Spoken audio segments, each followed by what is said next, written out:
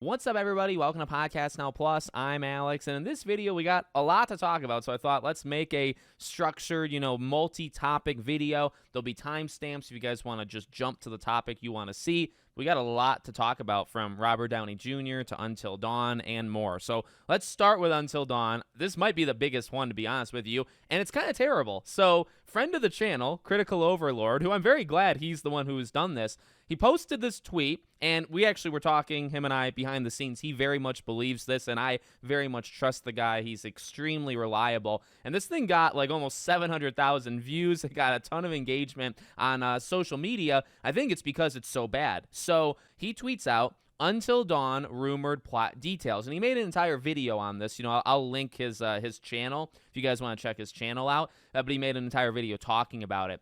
A new story with little similarity to the game, centered on two siblings, Clover and Melanie. Characters are stuck in a death loop they must break before dawn. There's no Wendigos. Characters named Max and Megan, and it's a possible slasher. And from what I understand from talking to him as well, doesn't seem like there's going to be literally any characters from the game. There maybe originally was going to be, possibly, but it doesn't seem like that's going to happen. So this has nothing to do with the game. And let me just say something. I get you got to take some creative liberties. I also get that when you look at the game, a big worry of mine was, you think of the game, and I love the game. I think it's so freaking good. It's one of my favorite horror games, if not my favorite horror game of all time. With the options, right, and the butterfly effect, you can't do that in a movie. And when they announced the movie, and they announced part of the cast, right, I was thinking, my biggest concern was, well, what do you do? Do you pick one of the outcomes and you just go straight down that path, right?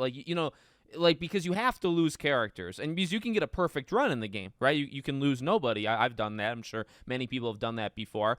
But in a movie, a horror movie, you've got to eliminate characters, right? So some of them would have to die. You would have to have a final girl. They'd have to make it through. And I'm not expecting Hayden Panettiere to come and play the role or anything like that. But, to have a little bit of the spirit of the game would be nice.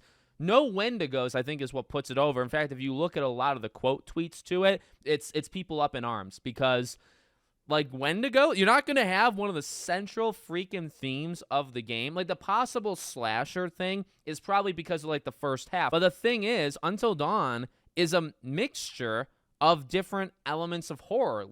The slasher element in the first half of it, with the serial killer, let's say, that's more, and in fact, I believe they talked about it, that's more inspired by Scream. So it's yeah, that is a slasher in a way, but you don't really even lose that many people. In fact, almost none at all, if I'm thinking about it, through that means. It's only in the second half of the game when things get supernatural, and they play around with ghosts and all sorts of different, and some of it's a fake out and whatnot, but they play around with almost different tropes of the horror genre, and there's multiple in it.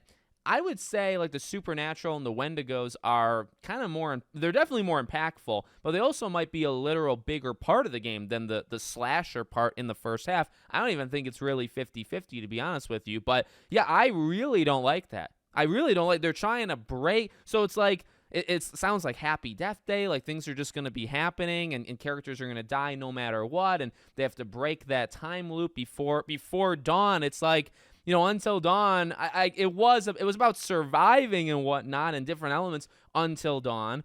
But I don't know. That's the only thing that sounds even remotely close, is the theme of survival, even though this isn't really survival. This is about breaking something, Until Dawn. The rest of it sounds nothing like. So what I'm left with is, why are you doing that? Why are you making a movie based off that game when you're not going to do anything? You know what I mean? I'm not necessarily expecting a one-to-one, but this isn't even remotely close. So it's you could call this anything, especially with no Wendigos, no supernatural elements. It could be Scream 7. Or it could be a mix. It really sounds like a mixture of a Happy Death Day, where you're in a loop, and then just a slasher, and you just combine those two things. That's all it is. So it's that's not Until Dawn. I don't understand. Not a fan whatsoever. Okay, now we get to Robert Downey Jr. I felt I kind of had to talk about this, right? This was probably the biggest thing of the weekend. It was pumped up that Marvel's event at San Diego Comic-Con was going to be next level stuff. I even tweeted in jokes where it's it better be, because people were hyping this thing up. for hours before, just constantly tweeting about it. And I got to be real. Like, okay, it was big. It was absolutely massive. And, Fantastic Four and all the stuff we got from that. And then obviously, Robert Downey Jr., you get the titles of the next two Avengers, May 2026, May 2027. I'm a little afraid to say my opinion because I feel like I could be in the internet minority.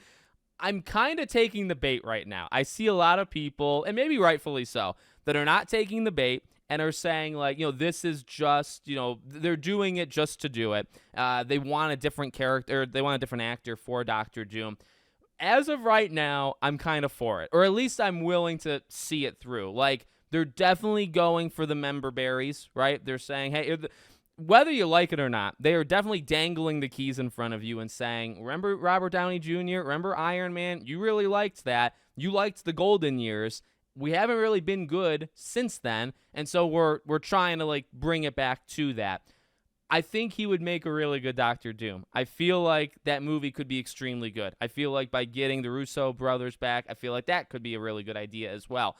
Could it work? Yes. Like, will it work? That honestly, it doesn't have to work, right? Like, there is like a 50-50 shot. The thing, it's more about the looks and the optics and stuff versus like the actual quality. But I gotta be like, I was hyped. Like, seeing it, I honestly was hyped. I mean, his entrance is kind of legendary, whether you like it or not, right? Like him coming out and revealing the mask and everybody kind of, just freaking out.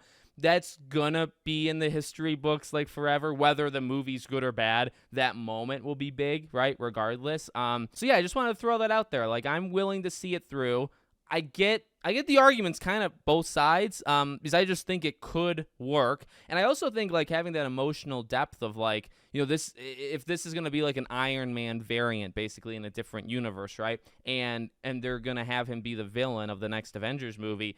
Imagine some of the people that we love or the characters that we love, right? And they're going up against the next huge threat, and it's Tony Stark, right? So like a Spider-Man, a Tom Holland going up against him, like, what's that going to be like, and maybe it becomes more redundant where it's like, well, there's just like a trillion Iron Mans. This is just one of them. Theirs, died and all that. Like, it's not really that big of a deal. Like, it could go either way. It could definitely go either way. But I think if they play around with the emotion of, like, having this happen and having to go against an evil one or whatever, I feel like that can be pretty impactful. But I could also see it being very lame or very cliche. So we'll see how it goes, but I'm more for it right now than against it. Okay, next up is the Mortal Kombat announcement, which happened before the Robert Downey Jr. thing.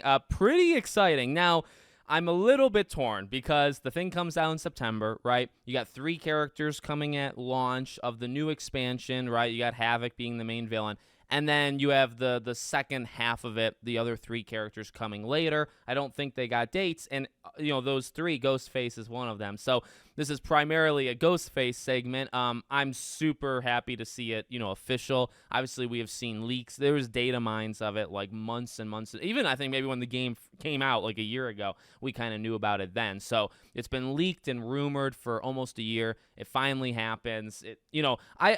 He looks a little, I don't know, like, he looks a little different. He's not going to look exactly like the movies and stuff, but I think he's the only one that speaks too. When they did the trailer where, like, everybody's walking up to the camera and stuff, pretty sure he's the only one that talks. So I'm excited to see the voice lines. I'm excited to see, like, the finishers. I'm excited to see just his moveset in general. And regardless of what I'm about to say next, I'm getting him. Like, I'm going to find a way. I assume they can all be individually purchased, even if it's at, like, a higher price. I'm willing to do that because one thing I do want to complain about just for a second is the price. I mean, oh, my dear God. Now, I think this is included in some sort of, like, the mega edition of the base game, right? So I don't think this has to be true. But this is $50. It's $50 for a story DLC and then 6 characters.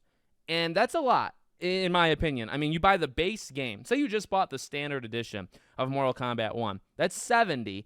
Now you get this. You're at $120, and you didn't get the character pack 1 that already came out, right? So, like, you're looking at, like, what, $140, $150 if you buy everything separate. If you buy it together, it's a cheaper deal, but it's still expensive. So, and I get it. Like, they did this last time with Mortal Kombat 11. I actually, like, I don't mind the stories. I actually really like the stories.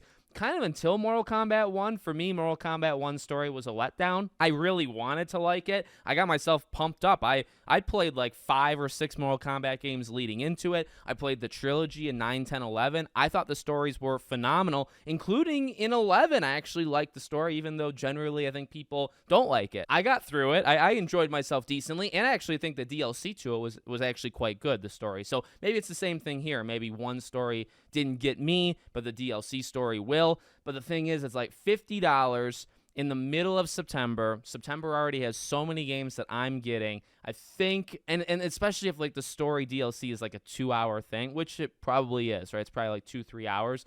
So for me, I'm probably just going to do Ghostface and then like watch it.